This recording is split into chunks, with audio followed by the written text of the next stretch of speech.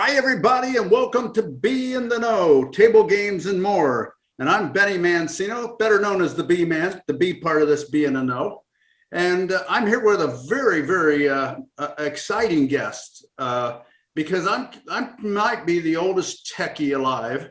Yeah, maybe there's somebody older, but Malo said I was sitting box at the crucifixion. So I don't know how many could be much older than me. So we got very special thing for you table games folks who are really into technology. My special guest tonight is none other than Mr. Steve Nagata. Now, a lot of you know Steve from his time when he was with NRT and Visual Limits. You may know him from Tangam. This guy gets around, man. He moves faster than anybody I know. And he's always something to do with some kind of crazy technology. But you know what? I'm going to let Steve tell his story. Steve, welcome to Be in the Know. Oh, thank you so much, Benny. It's a true pleasure. Honored to be on. So, Steve, I always ask this question to most of my guests. Tell me how you got involved in table games and casinos and all this. I mean, I know you're college educated. How do you go from, drinking beer and partying in college to where you're at now? Well, surprisingly, I think it's an easier transition than most might think. You're right. I was in school and I came home. This was my second summer from college. And I thought, I can do a little better than what I had been doing previously. Previously, I was just taking minimum wage jobs to earn a buck or two during the summers. And at the time, that's the only time I worked was during the summertime.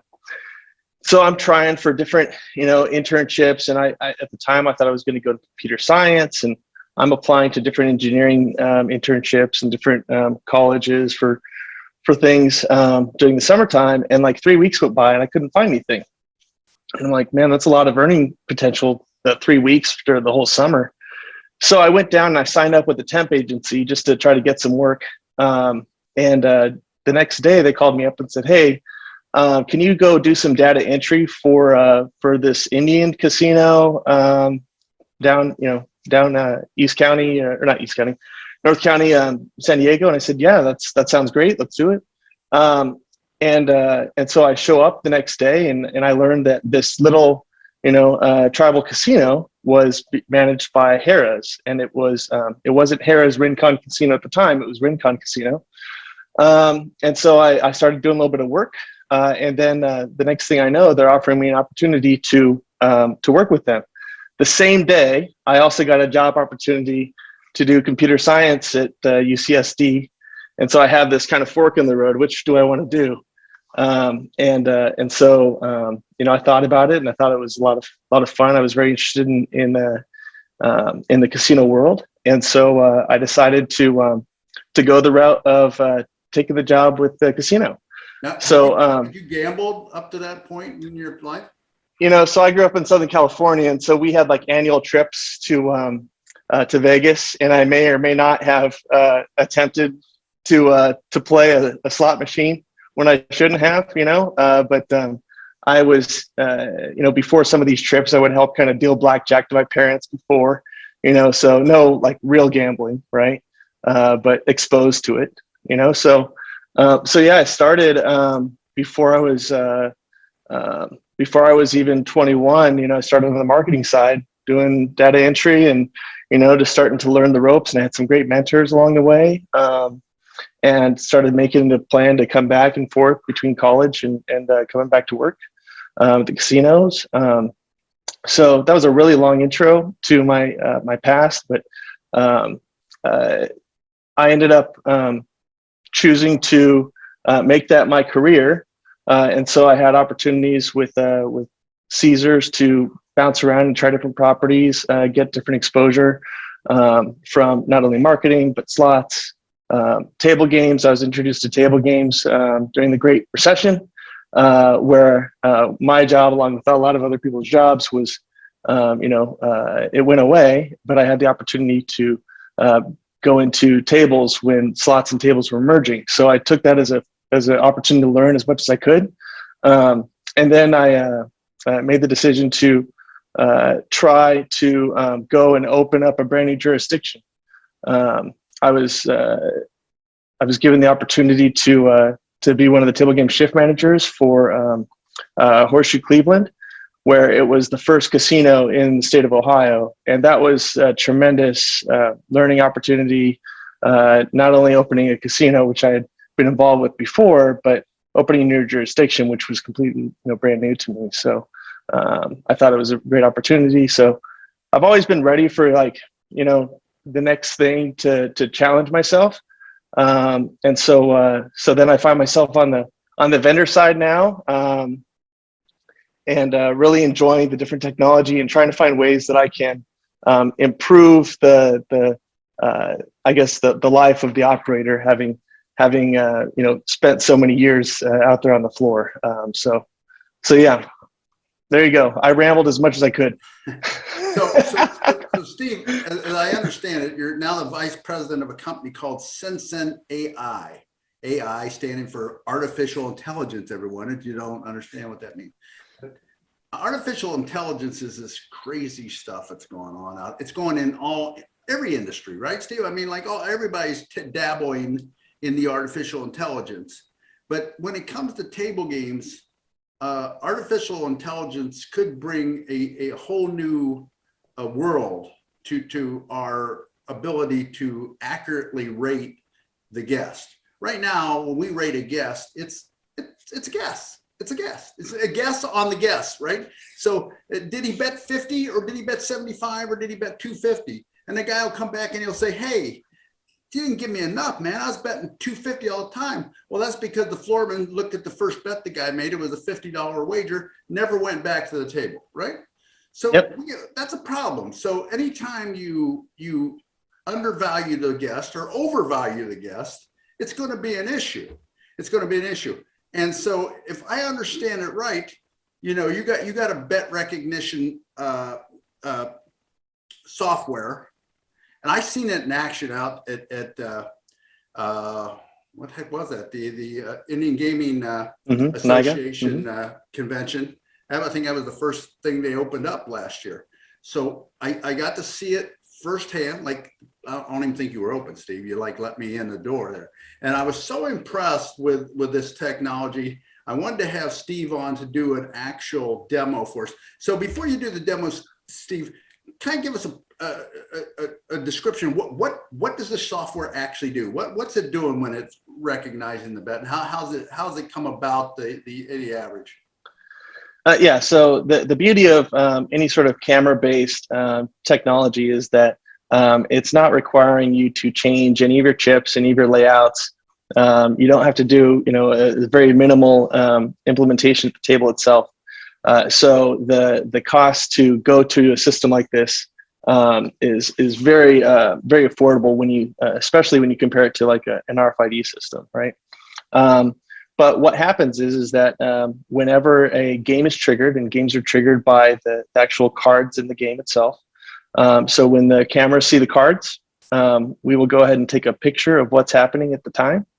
And then we'll use that picture, send it to our system to analyze how much in chips were placed in all of the areas that we're interested in, right?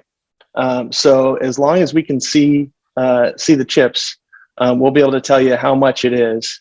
And it's pretty darn impressive. I mean, just from, coming from the operations side, I remember when I first came into table games, and, I went through training and, dealer school, and I'm standing in the pit and I'm thinking, man, there's all this technology out there. All of these, having worked in different departments, I had seen a lot of different technology that was out there.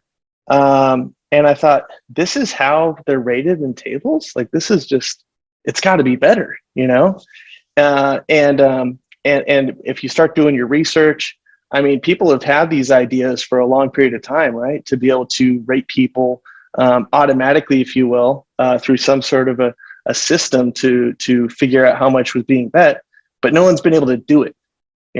These ideas were, 30, I don't think they were quite 40 years old, but you can go back and find some old patents that are at least 30 years old.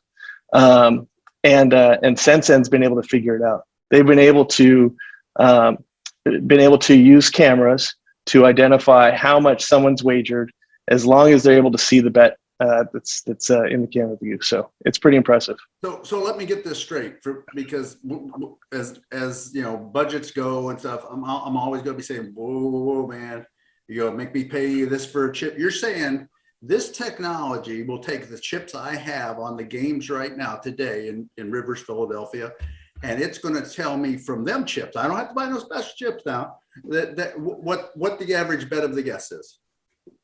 Yeah, that's absolutely right.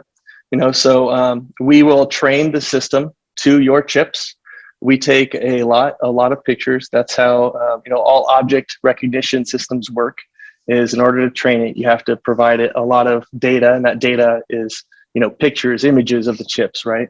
So we'll take a lot of those. We'll train our system, and then we'll be able to install it after the system's been trained. So I got a question here that I just thought of. So a person with an imitation or like a forgery, your technology, you've spent time training, it probably wouldn't pick that chip up, would it? No, that's correct. It won't. So the way object detection works is that it will try to identify first, what is that object, right? So it looks like a counterfeit chip is meant to look like a chip, right? So we're going to think, okay, well, that's a chip. And then when we identify this is a chip, we're going to do our best to identify what value chip that is of all the chips that we know, right? So our system would not detect a counterfeit chip. Hopefully the dealers will be able to help with that, but our system will look at it and say, hey, that looks like one of your, $100 chips right there. This may be a dumb question, but in some time in the future in this up, could it send an alert if a chip did not have a recognized value? Yeah, I mean, we could certainly, it's possible to set up, criteria, confidence levels, if you will, where if something is recognized as a chip, but it's not confident in the value of that chip to a certain degree, that, hey, there's an alert for this. Yeah, I think that's great. That would be awesome, because you could use it at both the cage and the at the tables too. So why don't you let's go. Let's see this thing here. I'm dying to see if it's still as good as when I seen it. Okay, well, all right, Benny. So here's what I'll do. I'll switch to a different camera view, and I'm going to ask you to call your shot. Okay. Okay. So you call your shot. Tell me a bet. I'm on a blackjack table here. I'll switch the video.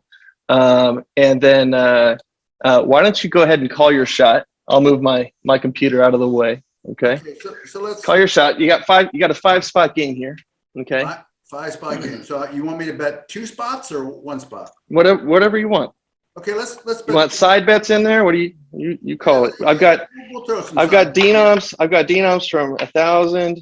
Okay. All the way to a nickel. Okay, let's put 1875 on a bet with a $25 side bet.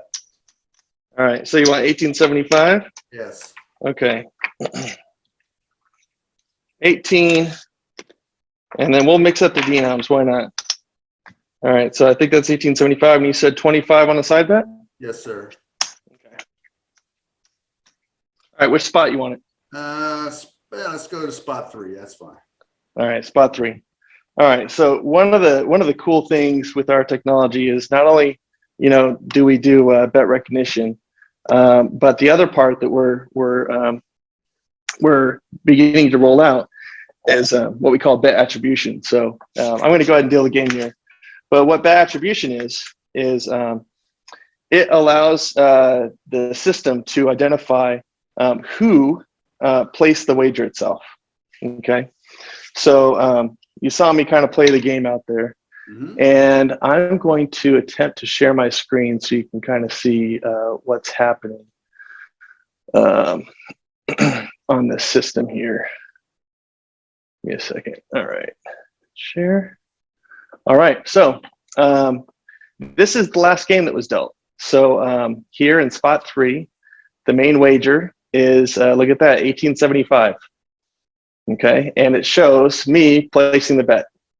And then a side bet of $25 with me placing the bet. So I had previously been entered into the system, but if it was somebody that was, say, an unknown player or a refusal, right, we would assign that to an unknown, X number, right? And as long as we continue to see that person's face, we'll assign all of their play to that, unknown. So then the time when you identify who that person is, you can then go back in and say, hey, this is John Doe, and here's their player number. Well, that's pretty impressive, Steve, but I don't know if we can do it. Can we do it 2 times in a row? Oh, let's go for it. What do you want? Let's go to 2250 with $125 side bet. Okay. How do you want me to break it up? Does it get DM it? I don't care. Doesn't matter. All right. We'll do 2250. And notice I'm not making it easy on ourselves by mixing everything up. I'm choosing different denominations. And I'll even have some fun. So I cut out 2250, but I'll mix it up here too. What spot do you want it? What was your side bet? 125. And as you can see, folks, this is we're recording this on 12/12 of 2021 at right around 5 o'clock his time. So you can see the time period. That so we're not. This isn't pre-recorded. So we didn't have this all set up in advance. So I'm going to see if this thing works for a second time. I don't know. You're going to have to convince me you can do it 2 in a row, Steve. Oh man. Pressure's on. Well, let's see. I know the pressure's really on, so anyway, imagine how much easier of a job this can be for supervisors if we can, share, hey, during this time frame, this is what the average bet was, at that spot. It's just impressive to me to think. What supervisor? If you get this right the second time, I'm going to get that Pachanga robot and have them. There's 2250, and by the way, I mixed up those denoms. Oh my God. That's a mess to try to pay out. Hopefully the dealer stopped that. There's 125 in your side bet.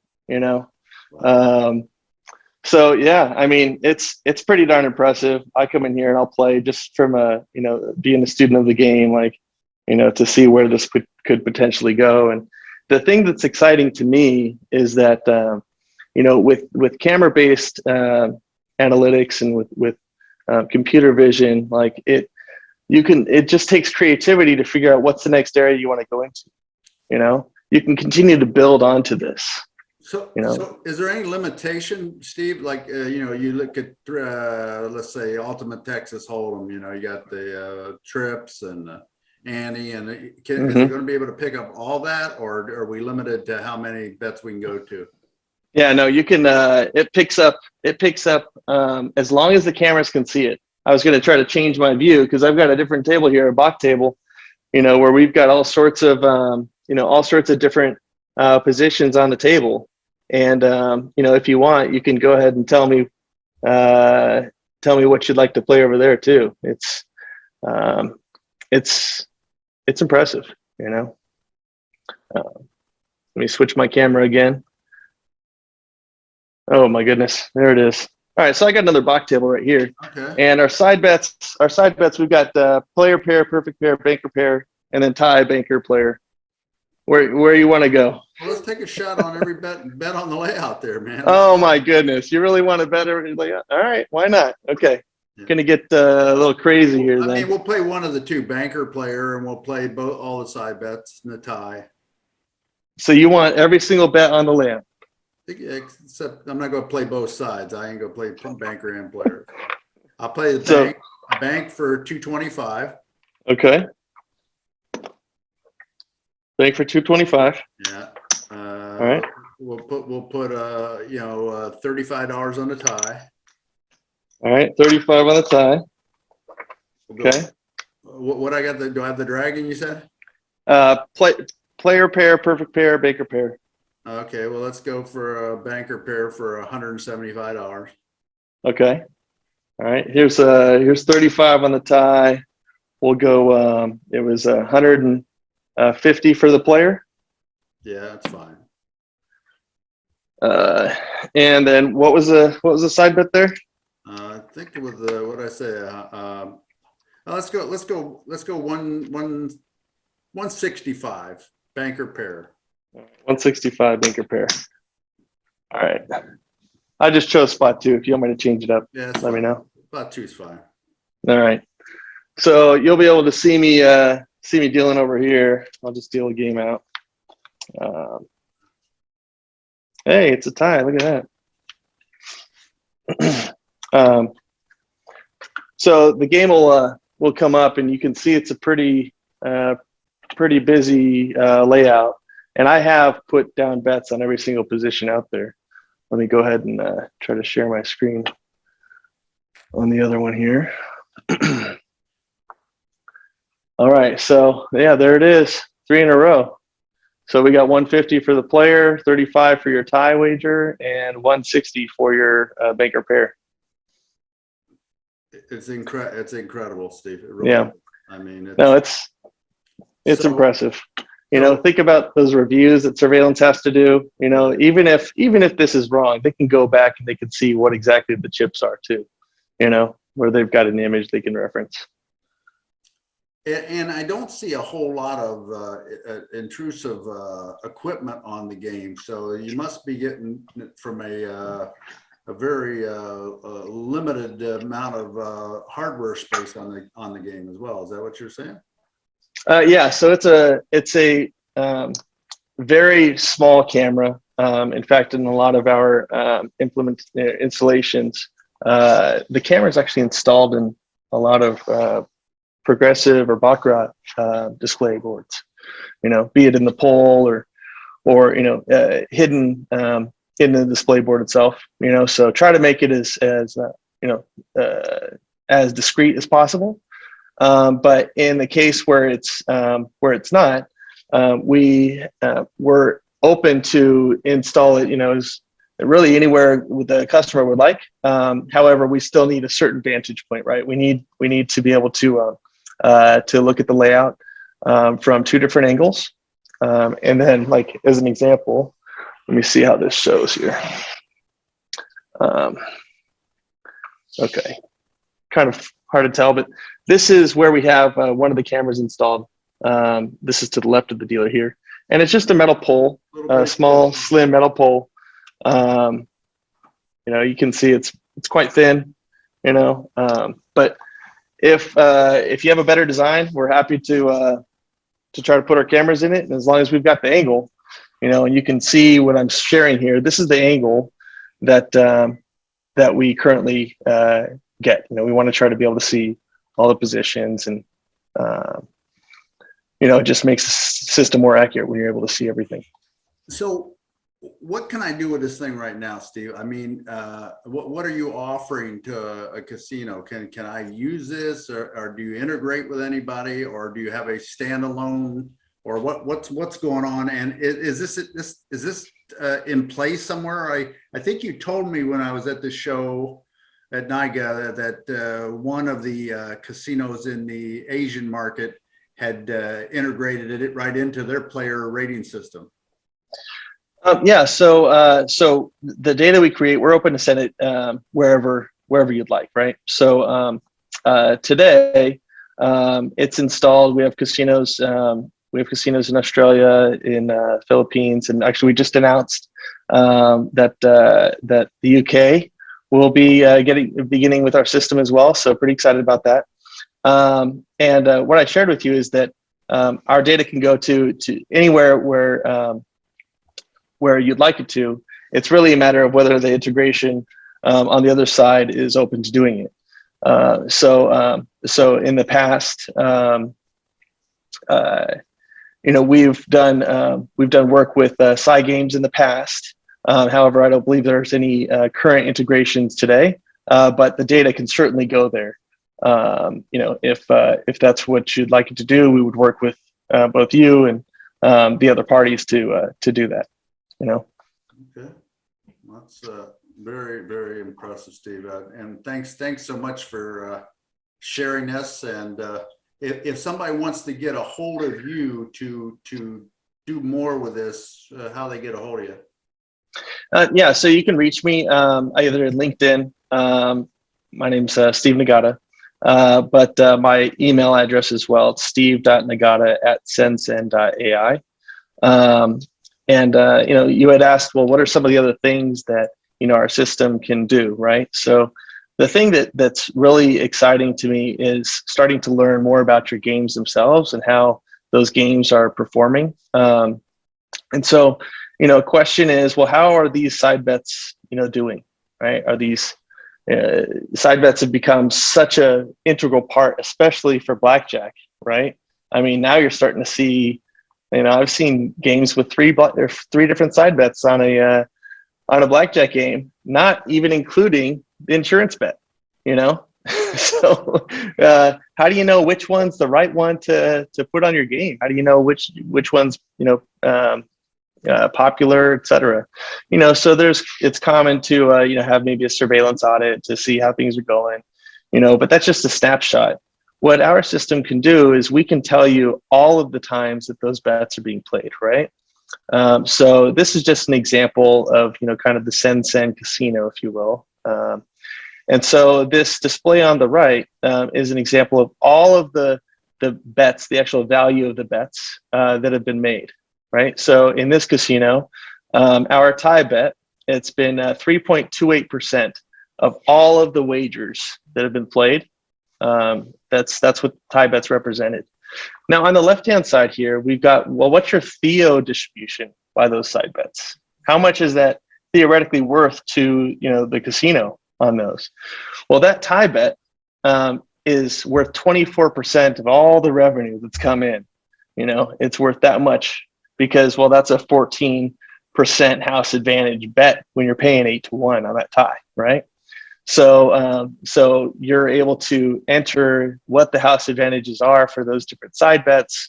Our system can go ahead and tell you what what's happening, what's that worth to you.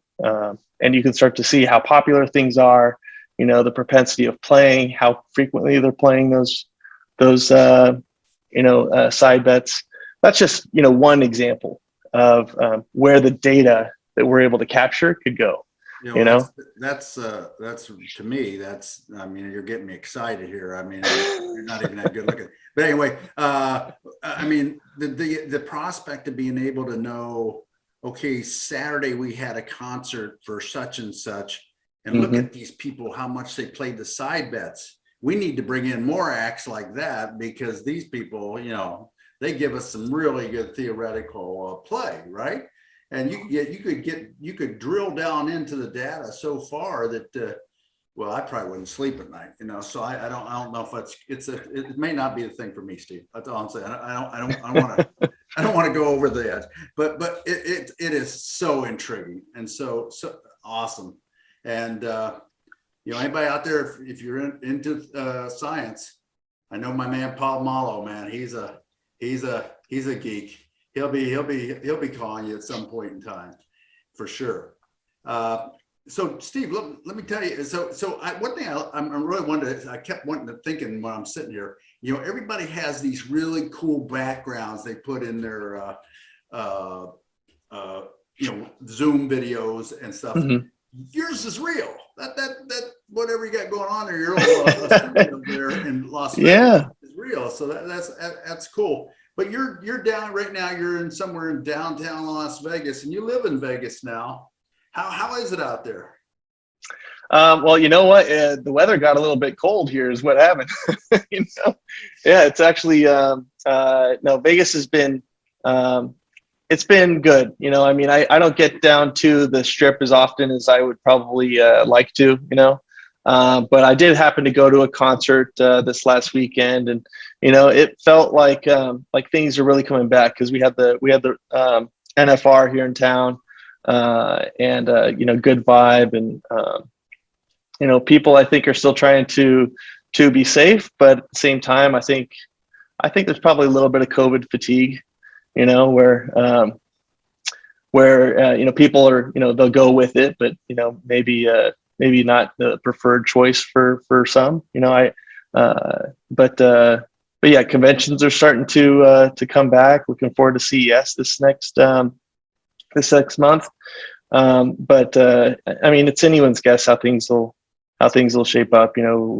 Vegas is trying to keep things as safe as possible to make sure that people feel safe coming here to visit.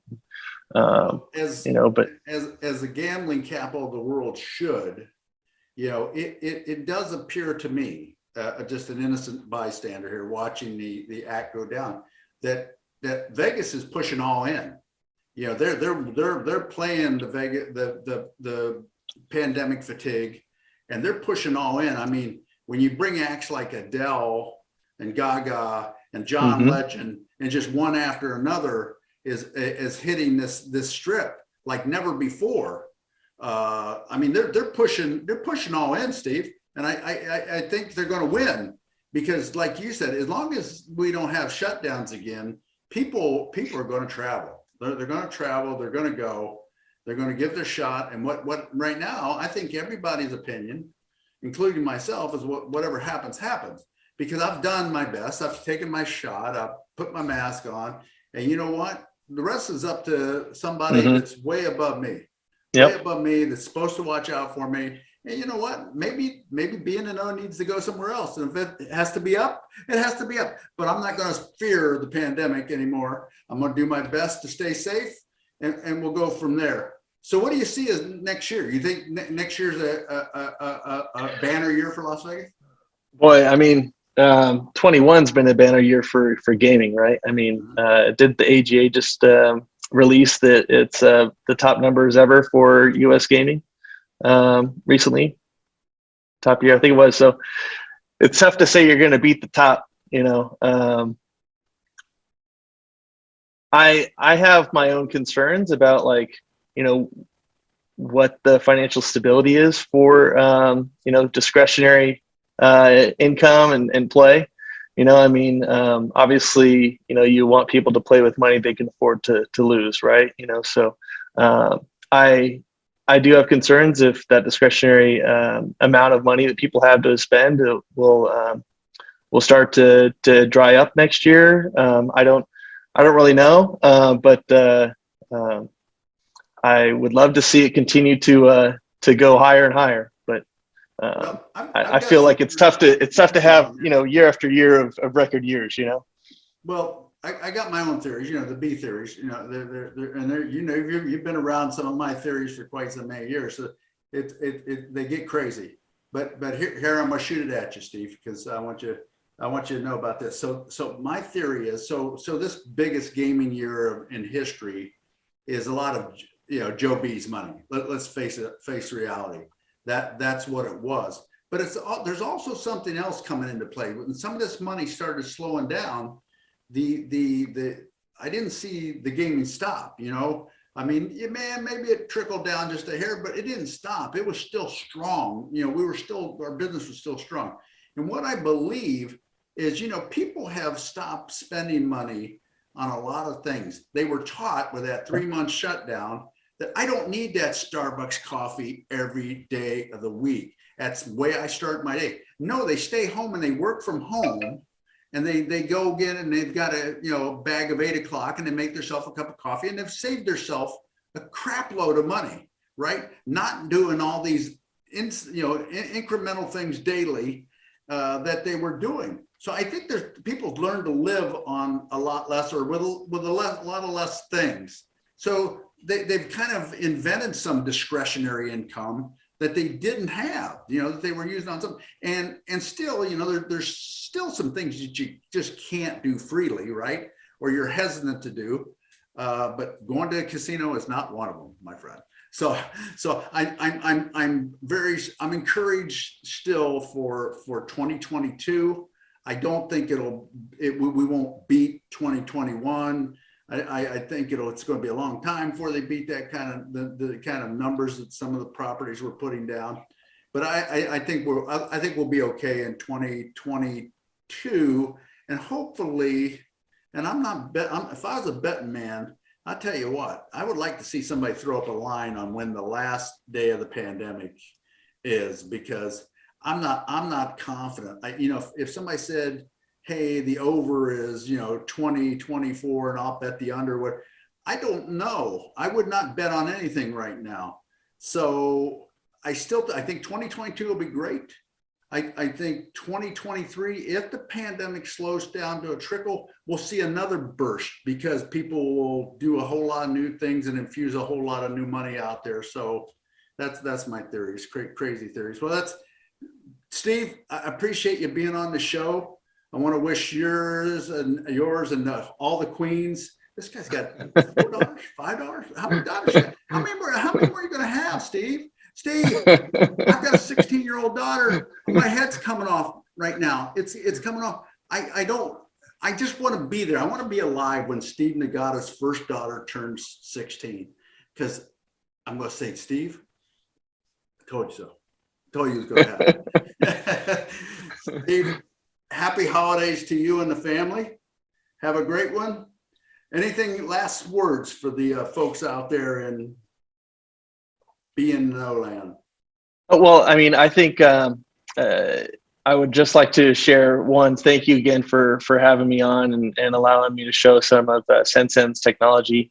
You know, the thing that Sensen does really well across all of its products is that we like to solve problems. So even if the problem itself isn't solved today, we're really good at working with customers as partners to help build that next solution that somebody thought was impossible. In fact, our tagline is "Solving the Impossible." It's true because we've done it across nearly every single one of our product lines, and that's just the power of computer vision and just having the imagination of, well, if we can see it, could we do something with that? So it's pretty neat to think about. So if there's people that are interested in one, benefiting from the technology we can do today, or you have a vision of where things could go in the future, we're a great partner to have. Yeah, I remember the great late Bobby Kennedy said one time, he said, some people see the world as it is today and say, why? I dream of things that have never been and say, why not? So everybody, thank you so much, Steve, for being on Being the Know. Remember to subscribe somewhere down here. I don't know where it's at. There's a button here. Press the button. You should have pressed it when we first started, but I know you didn't. So now you got to, if you've waited this long, if you went through this whole thing, press the button now. It'll help me grow this audience and grow this show. And I appreciate all the viewers out there, and a happy holidays. I think this will probably be the last show of the year. And we'll see you next year on Be in the Know. Thanks, everybody.